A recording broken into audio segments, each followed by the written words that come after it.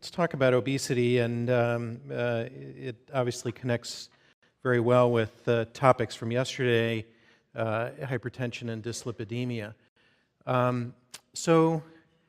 We know that obesity is a problem, but I think what needs emphasis is that it really has such pervasive adverse impact.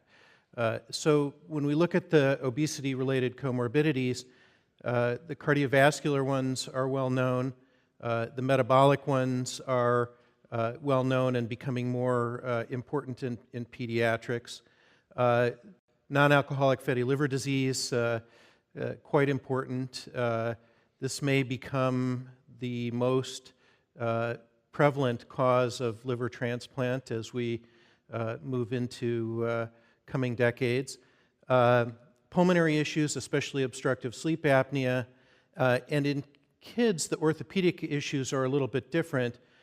Slipped capitofemoral epiphysis and tibia varia are the important things as opposed to joint degeneration. Pseudotumor cerebri certainly happens. It's relatively uncommon, but it's a bad thing when it happens. And then lots of psychological and social issues related to decreased quality of life. And it's clear that kids who are obese struggle with these issues with peer relationships and quality of life. So here's the adult data, and this is the prevalence of obesity, and you can see the scale here. For those of you who've seen the marching of the epidemic over time, we've gone from a time when most states were down here to a time when most states are up here. Everybody likes to point out that Colorado is the state with the lowest prevalence of obesity. I will remind everyone that these are self-report data, so it is possible that Colorado just has the most liars.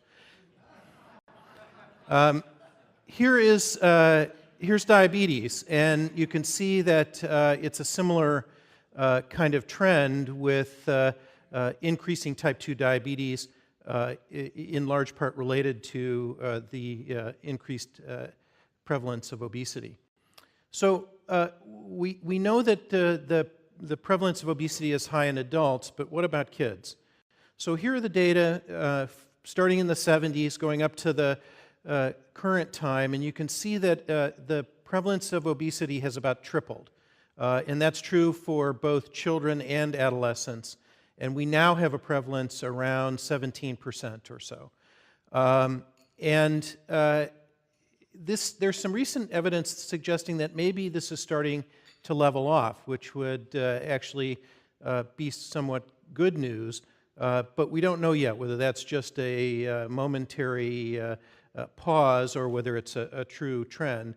And if it is a trend, we'll have to see what it means over time.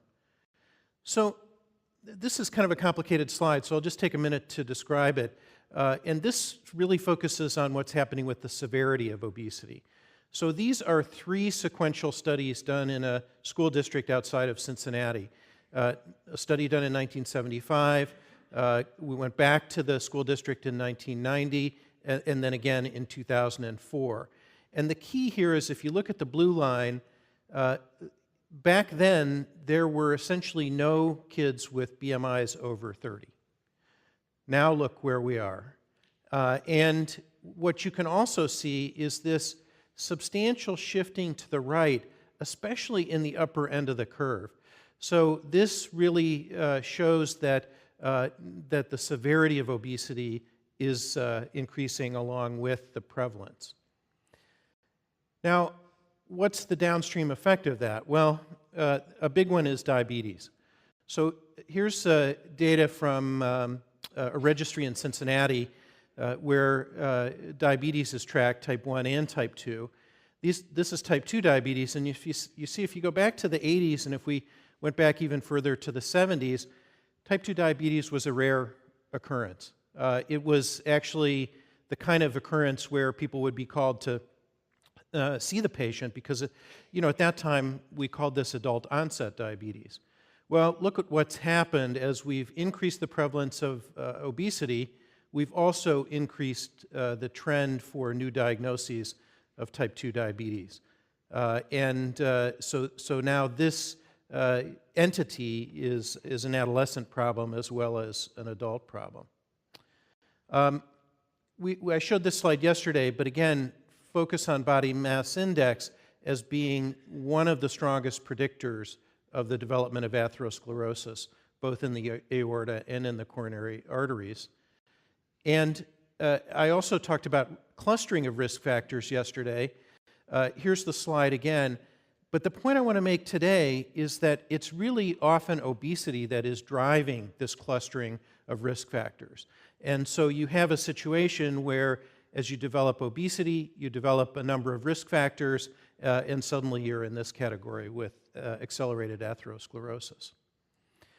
Now this is a study that, the Fels longitudinal study is a study that has been going on actually since the 1920s. And it's a study that has followed individuals from birth through the rest of their life.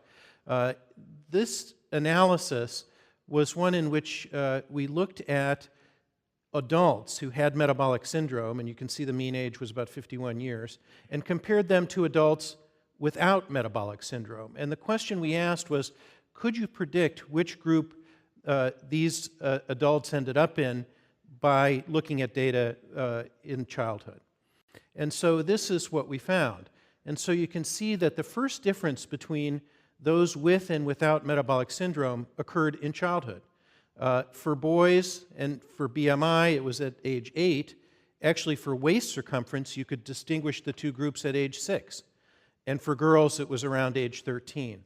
So again, this suggests that this is a problem that begins in childhood, progresses over time, and results in adverse outcomes. And these are the relative risks. And again, you can see both for BMI and for waist circumference, there's increased risk if body mass index is elevated in childhood. So what can we say about obesity? Well, it's really an effective energy balance. And this is what it looks like: increased calorie intake and decreased calorie expenditure. Many families want to know why their child is overweight. And I think the point that many people miss is that the calorie excess required to gain weight is not very large. So just 100 calories a day extra results in a substantial weight gain if carried out day by day over time.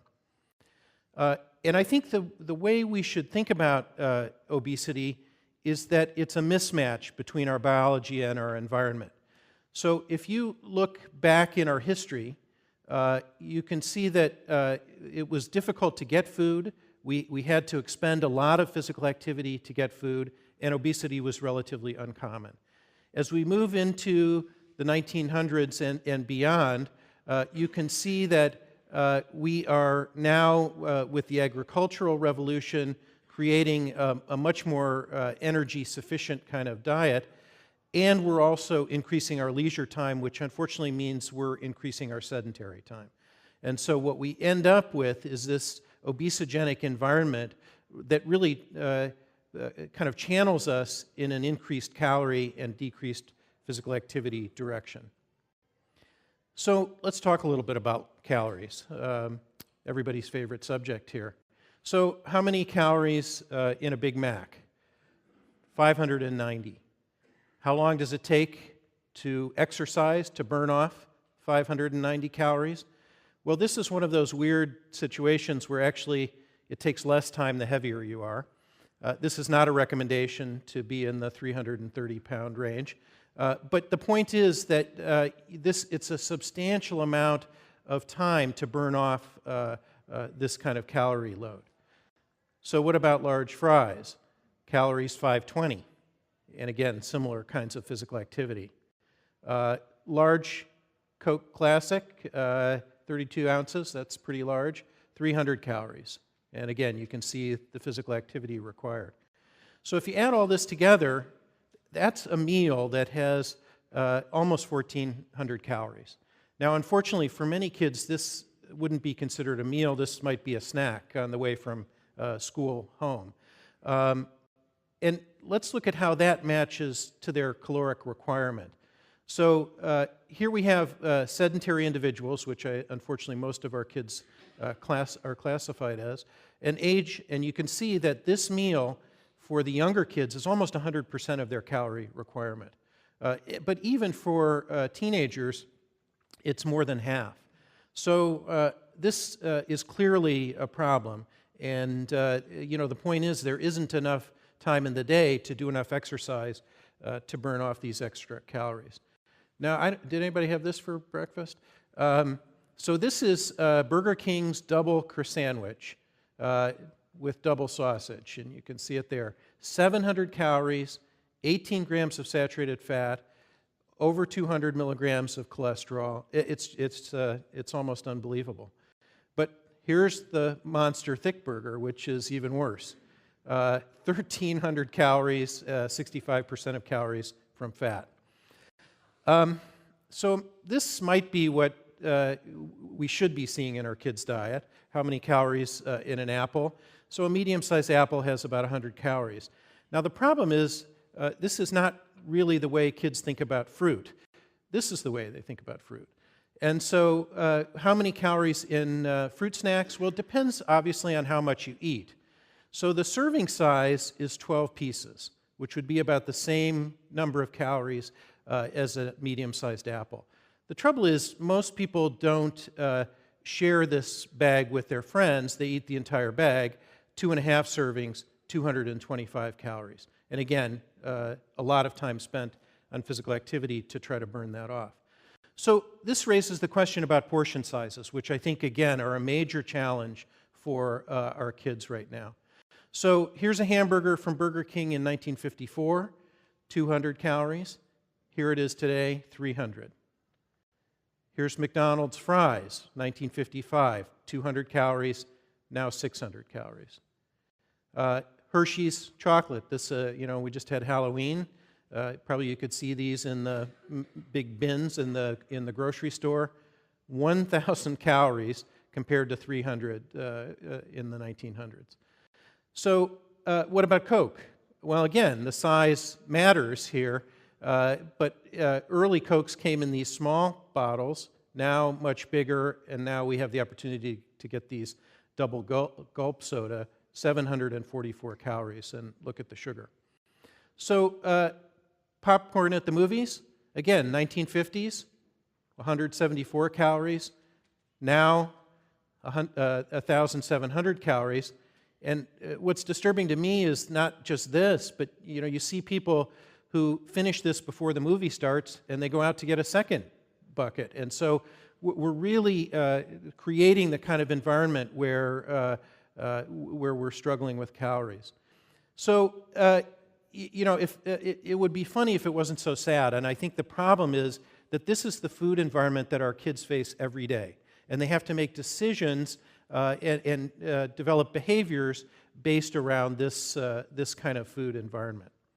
So let's shift to the clinical evaluation and talk about what we need to do in our offices as we think about obesity. It's becoming clear that BMI is really the best way in an office setting to assess obesity. And we now have percentile charts for BMI, just as we do for height and weight. And I would suggest that every child at every health maintenance visit should have their body mass index plotted so that we can know where they are on this chart and where they're going.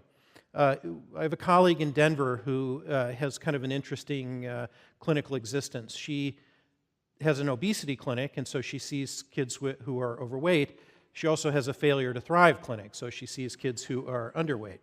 And she says on average her patients are just fine. But she did an interesting analysis to show when did patients get referred to her. And what's interesting is if you look at the charts, just the slightest deflection in the negative direction goes to a referral for failure to thrive. Whereas the patients she saw for obesity were already way up here, way above the 97th percentile. So this suggests that we're really not minding the store in terms of identifying kids who are crossing percentiles in an upward direction, and we need to focus on that. So what's the definition of obesity? Well, it's, again, based on percentiles, and it's a child whose body mass index exceeds the 95th percentile.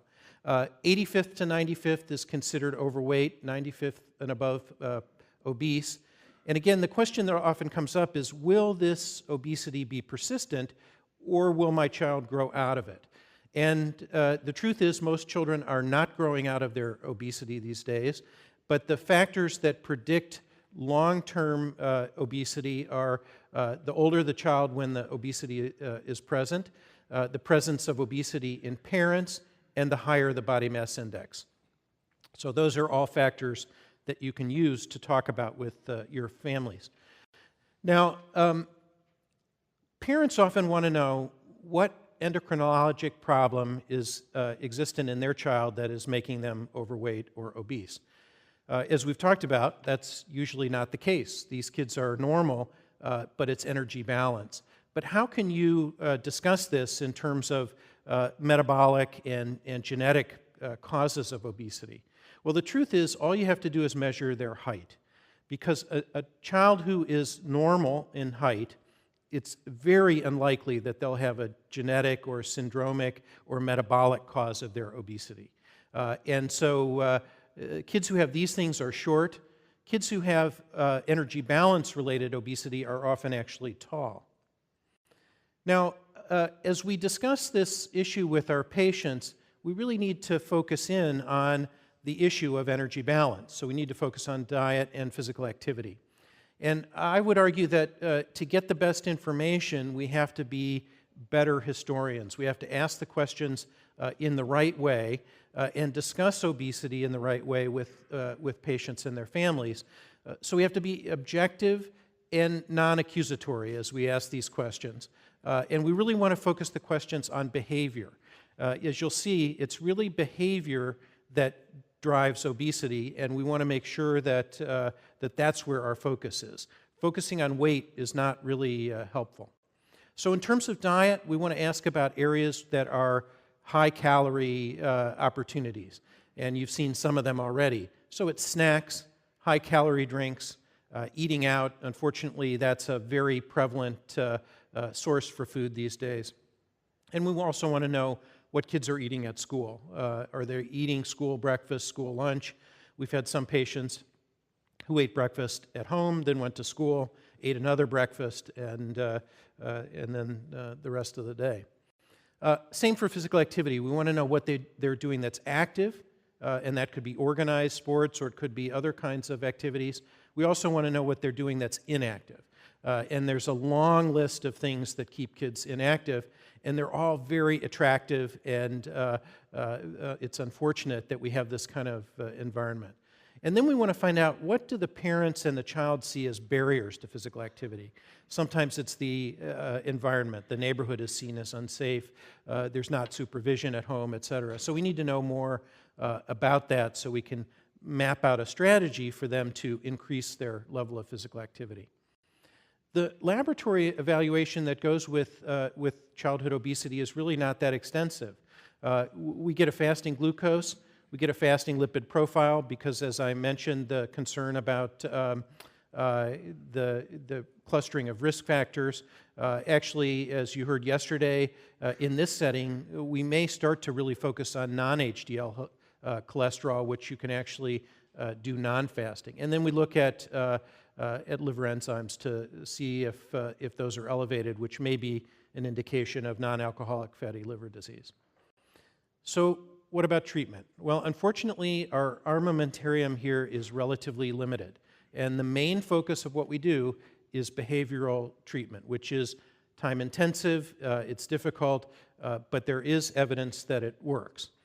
So what are the goals of therapy? As I mentioned, it's really, the goals are behavior and changing behavior, not on weight. And we want to aim parents to create a better food environment for their child, a better physical activity environment, and then we want to help the child make choices about better choices about the kinds of things they do every day. Now, what's the evidence? Well, we have a number of randomized studies These were all done by Len Epstein, who has been a leader in this field. And basically, they were a family-based behavioral management kind of approach. He uses what he calls the traffic light or stoplight diet and increased physical activity. So the question is, does this work or not? And here's the age of inclusion, et cetera. Well, the outcomes showed that, in fact, he was successful, that even over 10 years of follow-up after the intervention, 30% were no longer obese, and 34% had decreased the amount of overweight by greater than 20%. But here's what's interesting. So here's a graph showing the 10-year experience. This was the time of the intervention. Here's the parent, and here's the child. And so it shows that actually this is beneficial for the entire family. Here's what happens over time, though. The parent almost immediately regains the weight. The child regains some weight too, but then here's what happens. That's the parent, here's the child. So actually, over a long haul, the child does better than the parent and is able to actually achieve a weight status that was better than where they started. I would suggest that this is the argument for why we need to focus on this in pediatrics as opposed to adulthood, and that the chances of success are actually higher in pediatrics than in adults. So I would argue that the intervention should begin early, and it probably should begin before the child gets above the 95th percentile for body mass index. I see this as a family issue, and the family should be involved in making these changes and supporting the child. And the child and the family should learn to monitor and record behaviors. And then we also have to identify these saboteurs. In every family, it seems, there's somebody who is not with the program who can really scuttle some very good work. And we have to know who those people are and figure out how to neutralize them. We need to think of overweight as a chronic disease and treat it as a chronic disease.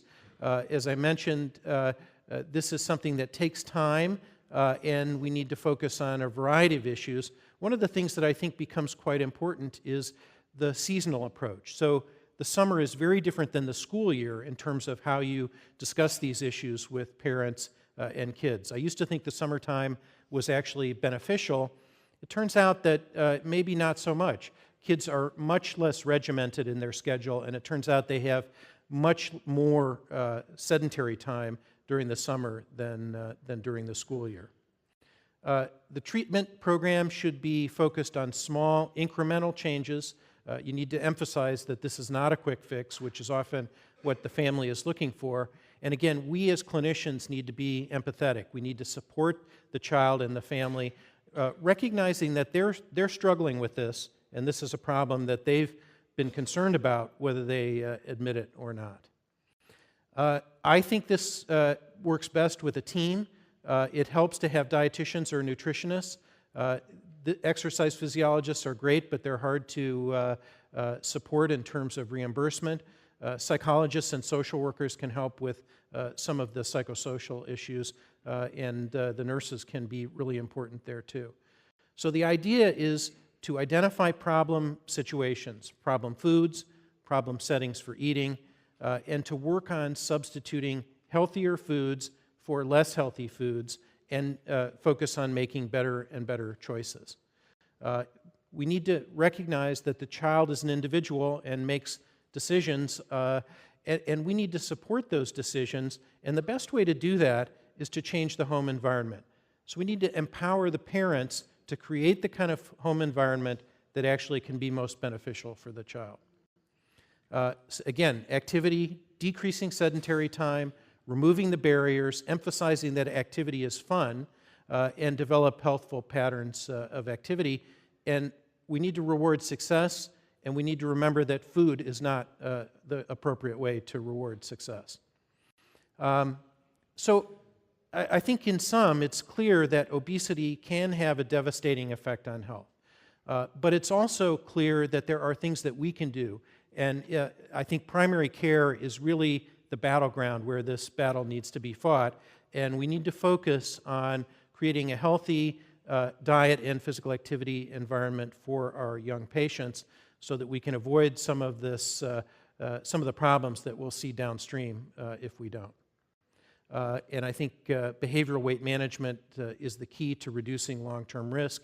I didn't have time to talk about pharmacologic management or bariatric surgery. The truth is there really are no good pharmacologic agents to deal with obesity. Bariatric surgery is available. It's perhaps useful in the super obese, but is also, again, not a mainstay for pediatric obesity treatment.